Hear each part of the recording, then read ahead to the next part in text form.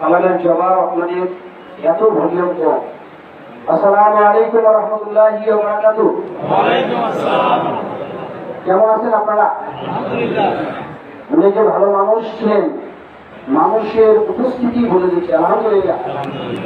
ছোট্ট একটা হাদিস রেফারেন্স দিয়ে বলছি, বিশ্বনবী রাসূল আকরাম সাল্লাল্লাহু আলাইহি ওয়াসাল্লাম কবরের পাশে যাচ্ছিলেন, কিছু মানুষ আলোচনা করছিলেন যে লোকটা খুব ভালো ছিল। আল্লাহ রাসূল বললেন যে এই লোকটা নিশ্চিত জান্নাতি, আলহামদুলিল্লাহ।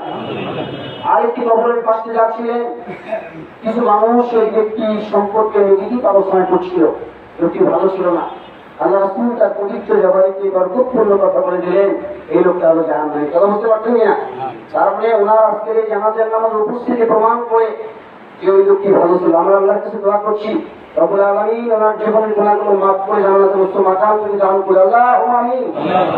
সূরা মুমতাহিনার 3 নম্বর আয়াত শুরু করে আপনাকে বলছি, মহান রব্বুল আলামিন ঘোষণা করে বলছেন, কিয়ামত যখন আসবে, আত্মীয় স্বজন পাড়া প্রতিবেশী এমনকি সন্তান সন্ততি পর্যন্ত সম্পর্ক ছিন্ন হয়ে যাবে।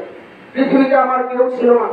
মহান রব্বুল আলামিন বলছেন, সেদিন শুধুমাত্র আমি হিসাব গ্রহণ করব, তুমি কতটুকু আমল করে আমার কাছে আসতে পারছো। বলে কি বুঝতে পারছি না? রব্বুল আলামিন কোরআনুল কারীম সূরা মুলক 2 নম্বর আয়াতে ঘোষণা করে বলছেন, আল্লাযী খালাকাল মাউতা ওয়াল হায়াত লিয়াবলুয়াকুম আইয়ুকুম আহসানু আমালা। তুমি কি ছিলা? কত কোটি টাকার মালিক ছিলা? কত বড় চাকরি করতা? কি করতা? মন্ত্রী ছিল নাকি, এমপি ছিল নাকি, কোটিপতি ছিল নাকি, চেয়ারম্যান ছিল না? আমি দেখতে চাই, পৃথিবীতে আমি তোমাকে নিয়ে আসছি, আমার সিদ্ধান্ত অনুযায়ী তোমাকে পৃথিবী থেকে ফিরে আসতে হবে, ঠিক না? রব্বুল আলামিন ঘোষণা করে বলছেন, আল্লাযী খালাকাল মাউতা ওয়াল হায়াত, আমি তোমার হায়াতের জিন্দেগি দিয়েছি, আবার তোমার হায়াতের জিন্দেগির পরিসমাপ্তি আমি আল্লাহ তাআলা করব।